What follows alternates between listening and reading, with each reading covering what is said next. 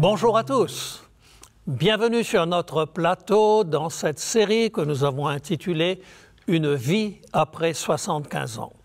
Vous l'aurez compris, nous voulons particulièrement toucher un public qui a en général considéré que sa vie terrestre tire à sa fin, qu'il est rentré dans la dernière phase de sa vie et qui peut-être nourrit le sentiment que sa vie n'est plus utile sur cette terre. Et pourtant, lorsque nous regardons ce que la parole de Dieu nous dit, nous constatons que Dieu a un projet pour chacun d'entre nous. Et parfois, il arrive que des personnes, dans les derniers jours de leur existence, vivent les plus belles expériences de foi et de témoignage de leur foi avec Dieu. C'était le cas d'un de nos amis, le pasteur Carl Johnson.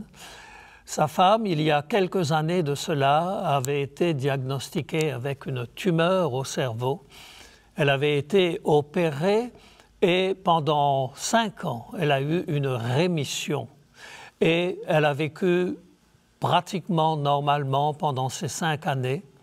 Et puis, comme on n'avait pas pu enlever entièrement la tumeur et que la boîte crânienne elle-même avait été légèrement atteinte, au bout de 5 ans, le cancer est revenu.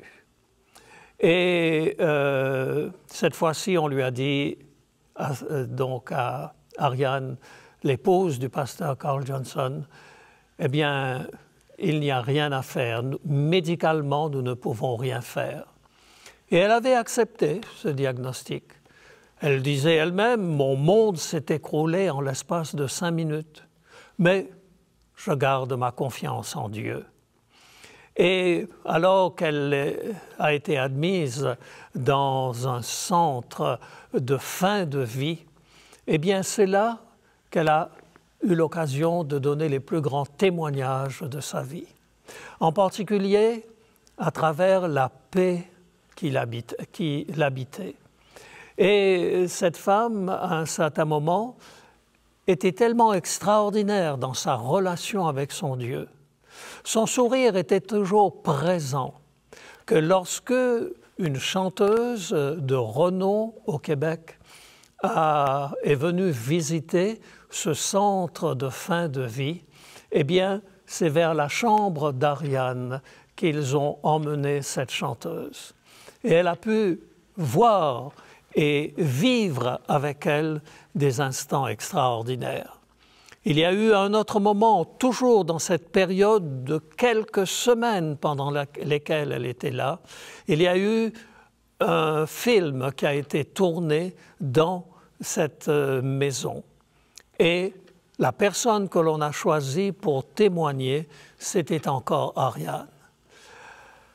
Elle est partie trop jeune. Elle est partie trop tôt. Mais jusqu'au dernier moment de sa vie, elle a pu témoigner de l'amour de Dieu.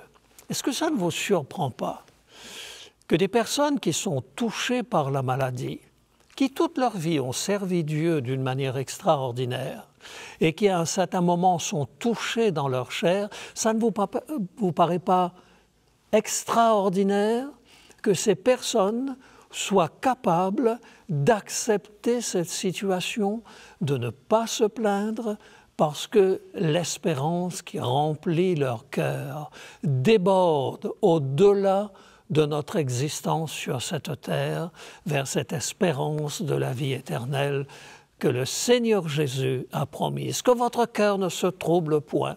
Croyez en Dieu, croyez en moi. Il y a plusieurs demeures dans la maison de mon Père. Si cela n'était pas, je vous l'aurais dit. Je vais vous préparer une place. Et quand je m'en serai allé, que je vous aurai préparé une place, je reviendrai et je vous prendrai avec moi afin que là où je suis, vous y soyez aussi. Ce merveilleux passage de l'évangile de Jean, au chapitre 14, nous parle de cette espérance que Jésus nous a donnée. C'est celle qui soutient ma propre vie, C'est celle qui m'a poussé sur les routes du Canada pour traverser cet immense pays. Je suis né à l'île Maurice, une île grande comme un mouchoir de poche, 60-70 kilomètres de long sur environ 40 kilomètres de large. Et j'ai choisi de vivre dans un des pays les plus grands du monde et je me suis dit que, à travers l'immensité de ce territoire, il y a certainement le moyen de tirer des leçons spirituelles qui pourraient nous accompagner tout au long de notre vie. C'est ce que je trouve lorsque je prends le livre des Hébreux, l'épître écrite aux Hébreux. Un certain nombre de commentateurs pensent qu'il s'agit de l'apôtre Paul qui a écrit cet épître. Ce texte commence par une déclaration, une affirmation. Or, la foi est une ferme assurance des choses qu'on espère, une démonstration de celles qu'on ne voit pas. Avez-vous eu le bonheur, le privilège de rencontrer des hommes, des femmes de foi qui avancent dans la vie sereins? Le monde peut s'écrouler autour d'eux. Ils demeurent sereins parce qu'ils savent en qui ils ont cru. Ils savent que Dieu est présent dans leur vie. Et ils savent que quoi qu'il puisse se passer sur cette terre, Dieu tient leur vie dans sa main. Et le jour où Jésus-Christ apparaîtra, ils apparaîtront aussi avec lui dans la gloire. Et lorsque nous lisons cette définition de la foi, nous sommes frappés par son contenu. Épître aux Hébreux, chapitre 11 et le verset 1er, « La foi est une ferme assurance des choses qu'on espère. » Dans notre première présentation, nous avons parlé des textes dans lesquels Jésus dit « Si vous aviez de la foi comme un grain de sénévé c'est tout petit, mais quand ça pousse, ça devient un arbre.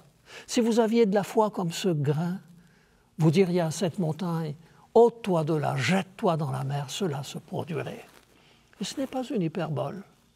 Ça va beaucoup plus loin que cela. Jésus est convaincu que dans sa relation avec son Père, tout ce qu'il demande à son Père le lui accorde. Et il le dit d'ailleurs, « Tu m'exauces toujours. » Quelle foi extraordinaire! Oh, comme j'aimerais aussi pouvoir avancer dans la vie avec cette certitude. Mais tant que nous serons sur cette terre, nous serons touchés par le doute, nous serons touchés par des situations dans lesquelles nous risquons d'être ébranlés dans notre foi en nous demandant « Mais où es-tu, Seigneur, dans ce moment difficile que je vis ?» C'est une ferme assurance des choses que j'espère, une démonstration de celles qu'on ne voit pas. L'apôtre Paul, à un certain moment, va avoir une vision absolument extraordinaire. Une vision dans laquelle il dira « Je connais un homme », il parle de lui à la troisième personne, « Je connais un homme, je ne sais pas si c'est dans son corps ou hors de son corps, mais il a été ravi au troisième ciel. Est-ce dans son corps, est-ce hors de son corps? Je ne le sais pas, mais il lui a été donné de voir des choses indescriptibles. » Et avec cette force de sa foi, parce que dans sa relation avec Dieu, il a véritablement vécu une intimité avec son Dieu, eh bien, l'apôtre Paul pouvait avancer avec la certitude que quoi que les hommes puissent faire, par son ministère, il ferait connaître l'Évangile, non seulement au monde du Moyen-Orient, mais en passant par la Macédoine et en terminant à Rome, qu'il ferait connaître l'Évangile au monde entier.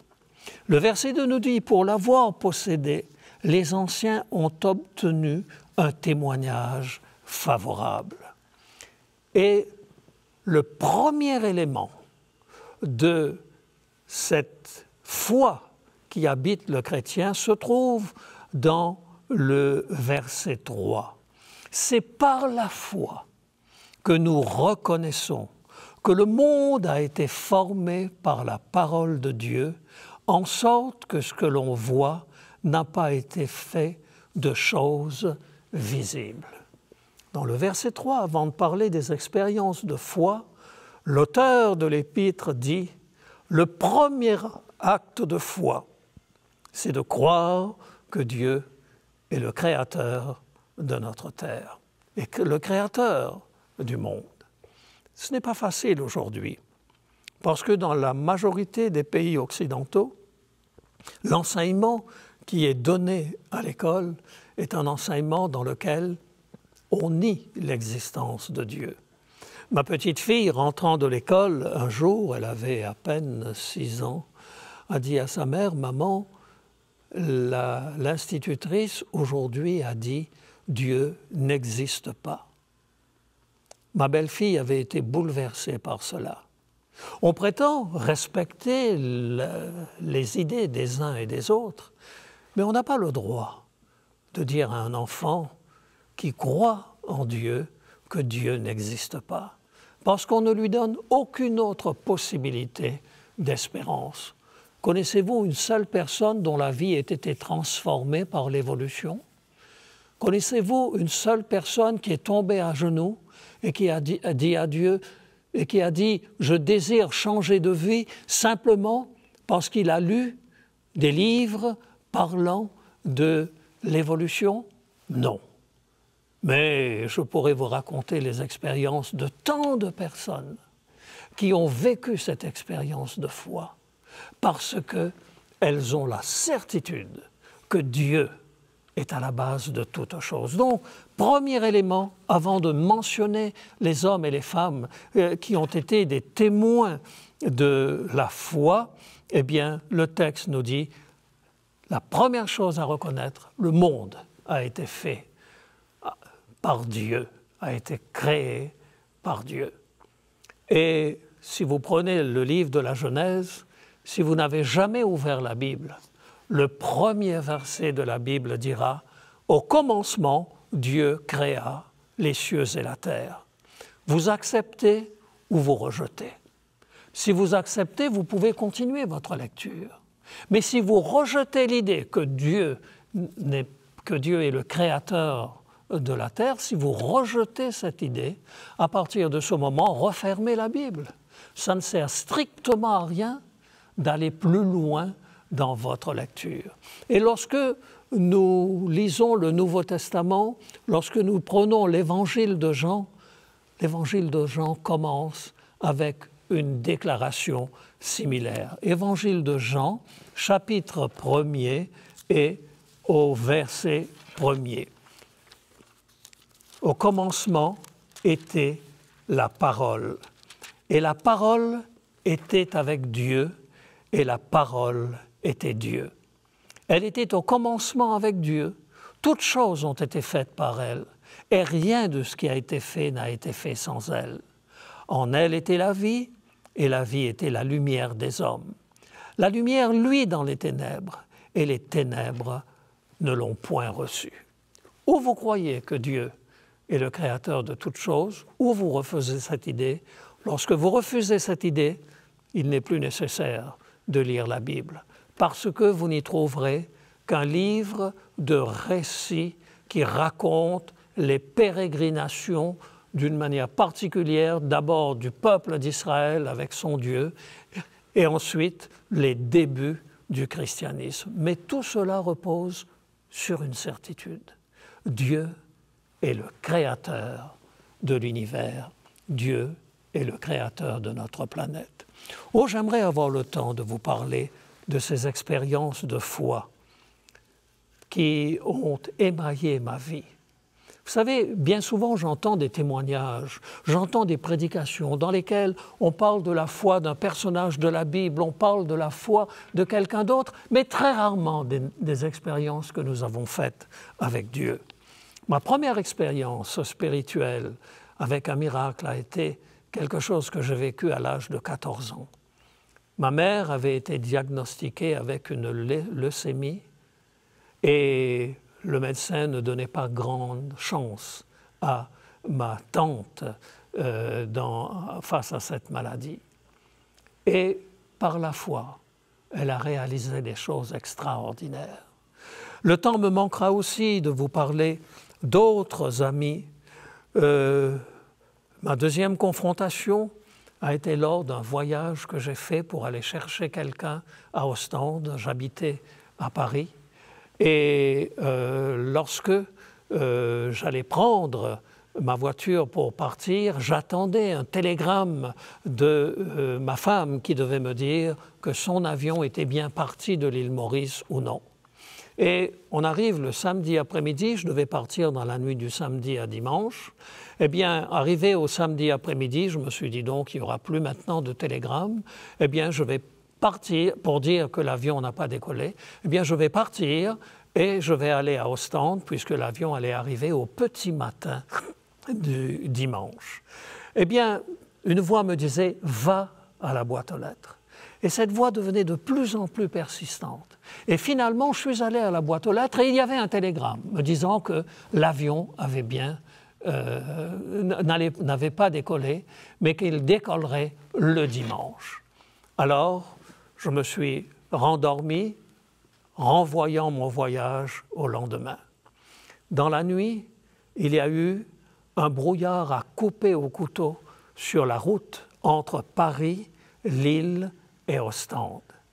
Et il y a eu un carambolage où plus de 150 voitures et camions sont rentrés les uns dans les autres pendant plus d'une heure sur la route que j'allais entreprendre. Je crois que Dieu est présent dans ma vie comme il est présent dans votre vie. Je pourrais raconter d'autres expériences également vécues par la foi. Et si vous désirez faire grandir votre foi, faites des expériences avec Dieu. Laissez-le conduire votre vie. Tout à l'heure, dans la deuxième partie de ce programme, nous aurons l'occasion de voir ce que c'est que la persévérance sur la route lorsqu'un homme de 77 ans se lance dans la traversée du Canada à bicyclette. Mais avant d'aborder cela, restez à l'écoute. Nous en parlerons ensemble en détail, mais en attendant, demandons à Dieu d'augmenter notre foi. Notre Dieu, notre Père, nous te remercions des promesses que tu nous fais dans ta parole. Nous croyons dans ton existence, nous croyons dans ta présence pour conduire ce monde vers une issue merveilleuse. Et nous te demandons de faire grandir notre foi au nom de Jésus, notre Sauveur. Amen. C'est toujours un plaisir de se revoir pour cette deuxième partie du programme. Et comme d'habitude, c'est Elisabeth qui m'a accompagné pendant ce voyage et qui a fait des choses absolument extraordinaires. Eh bien, c'est elle qui va me poser quelques questions pour nous permettre de mieux cerner ce que représente une aventure comme celle-là. Alors, pendant notre voyage, José, nous sommes arrivés à un monument absolument extraordinaire. C'est le monument de Terry Fox, oui, qui est un exemple de persévérance. Et moi, je voulais te demander quelle a été pour toi la préparation, ta préparation pour envisager ce voyage. Alors, il faut bien comprendre que traverser le Canada ou faire du vélo tous les dimanches, même si on fait 100 à 150 km, ce n'est pas du tout la même chose. Parce qu'un dimanche, on a envie de faire un exploit, on fait 100, 150 km, parfois même, si on a beaucoup de plats, peut-être 200 km, mais on a le lendemain, le surlendemain pour récupérer. Tandis que là, lorsque nous voulons faire 4800 km, il faut...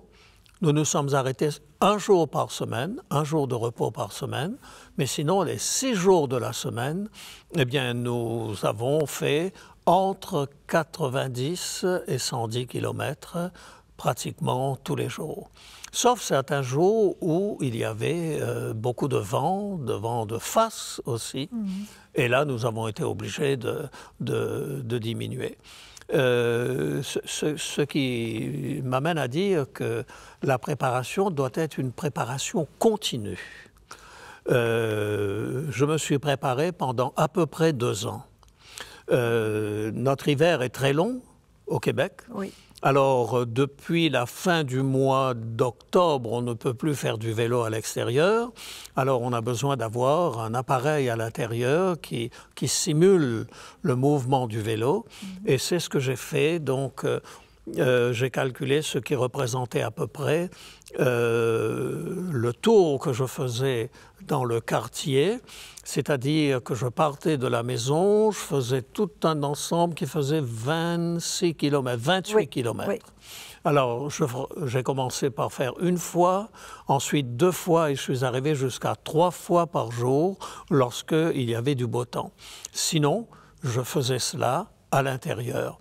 Et comme je l'ai dit, ce n'est pas tellement la fatigue des jambes qui est importante, comme le fait de pouvoir s'habituer à cette friction permanente sur la selle jusqu'à ce qu'on se forme cette corne qui fait que l'on ne souffre plus. Et comme je l'ai dit aussi précédemment, je n'ai pas le sentiment d'avoir vraiment souffert parce que je suis allé toujours à mon rythme à moi. Et donc, tu étais complètement serein en entamant cette aventure finalement, ou est-ce que tu as eu des moments de doute, des moments de peur? Pas des moments de doute, pas des moments de peur, parce que j'avais prévu le plan B, le plan C, si c'était nécessaire. Qu'est-ce que ça veut dire? Ça veut dire que lorsque je me suis engagé à faire cela, je n'avais pas des gens qui comptaient sur moi et qui voulaient, par exemple, me sponsoriser et où il fallait que j'aille jusqu'au bout de l'expérience. À un moment ou un autre, s'il y avait un accident, à un moment tu as fait une chute et nous aurions très bien pu, à ce moment-là, arrêter la course si tu n'avais pas eu le courage, malgré tout, de conduire tout en ayant très mal à un bras. Et je crois que lorsqu'on me dit que je suis un héros d'avoir fait ça, je pense que tu es plus une héroïne que je ne l'ai été pour faire ce voyage, d'autant plus que tu n'avais jamais conduit de caravane, une voiture avec une caravane, les marches arrière, etc. J'en reparlerai. Tu as compté sur Dieu. Oui. Je suppose, bien souvent, tu as fait monter tes prières pour cela. Et en fait, j'étais serein. J'étais serein parce qu'il n'y avait pas un enjeu obligatoire. On pouvait très bien, à un moment ou à un autre, arrêter si on considérait que c'était devenu trop difficile. Et donc... Bon, tu as fait la traversée de la France avec nos enfants, nos deux fils aînés. Et là, bon, tu avais demandé à des gens de t'accompagner, il n'y a eu personne. Et pourquoi vraiment tu as choisi de le faire cette fois-ci en solitaire, vraiment? Alors, c'est très important parce que c'est une question d'âge. Lorsque on le fait, qu'on a 25, 30, 35 ans, même déjà 18 ans, on peut très vite se réchauffer, s'adapter à la vitesse des autres, etc. Mais quand on a dépassé 75 ans, le corps a besoin de plus de temps pour se réchauffer. Et je me suis rendu compte d'une chose, c'est que je jouais beaucoup avec les différents paliers de vitesse du vélo, de telle manière que je ne vais jamais forcer. Je ne me suis jamais mis en danseuse sur le vélo pour être obligé de forcer sur les jambes. J'ai toujours changé mes vitesses de telle manière que j'avais un mouvement qui était harmonieux. Je n'ai pas souffert, je n'ai pas eu de crampes, je n'ai pas eu des jours où j'avais envie d'abandonner ou quoi que ce soit, parce que j'ai vraiment fait ça en respectant mon rythme, le rythme de mon organisme. Mais c'est très important de se préparer, si on veut traverser le Canada, surtout à mon âge, il faut le faire avec une préparation quotidienne de 1 an et demi à 2 ans. Oui, je me rappelle aussi que parfois on pouvait faire, ça dépendait du paysage, du vent, etc. Parfois on faisait 10 km et puis tu t'arrêtais, ou parfois tu pouvais faire 20, parfois tu pouvais faire 30. Tout dépend, il fallait s'adapter. Voilà. Tous les jours, il fallait s'adapter. Alors on m'avait dit que c'était tout simple, c'est que dans les plaines, c'est plat. Et ensuite, on a le vent dans le dos lorsqu'on va vers l'ouest. Mais je me suis rendu compte que ce n'était pas tout à fait ça. Non, parce qu'il y avait trop plat. En voiture, ça paraît plat. Mais en réalité, c'est quand même quelque chose d'assez... Parfois, on avait des pentes de 5 km de long. Oui. Et des pentes qui faisaient 4-5% à certains moments. Alors, il fallait vraiment respecter, réguler sa vitesse. Et certains jours, lorsqu'il y avait trop de vent, il y a un jour où, au bout de 30 km, je me suis arrêté parce que c'était trop. Et c'est ce qui fait aussi que le voyage est peut-être plus long lorsqu'on a 70 ou 80 ans que lorsqu'on a 20 ans ou 25 ans. Mais dans la journée, on pouvait faire des tranches de 20 à 30 km, des tranches. Oui. C'était vraiment agréable parce que ça te permettait aussi de te reposer. Oui, tout à fait. Et c'était intéressant la formule qu'on avait mise en place, c'est que je partais.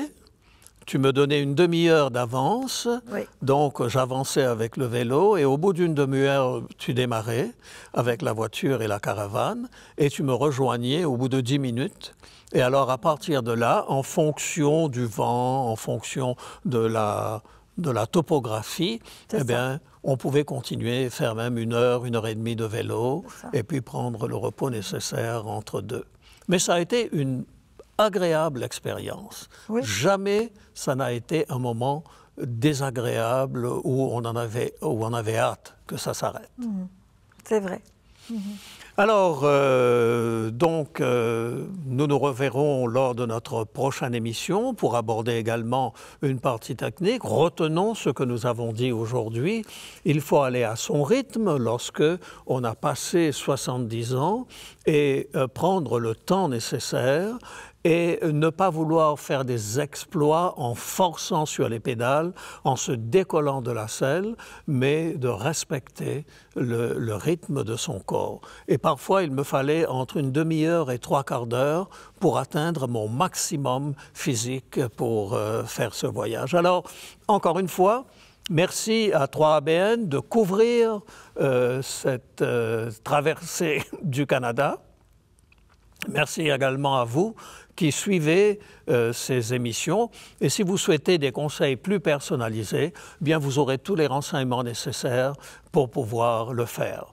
D'ici là, je vous souhaite de rêver à cette belle expérience et de la réussir. À bientôt.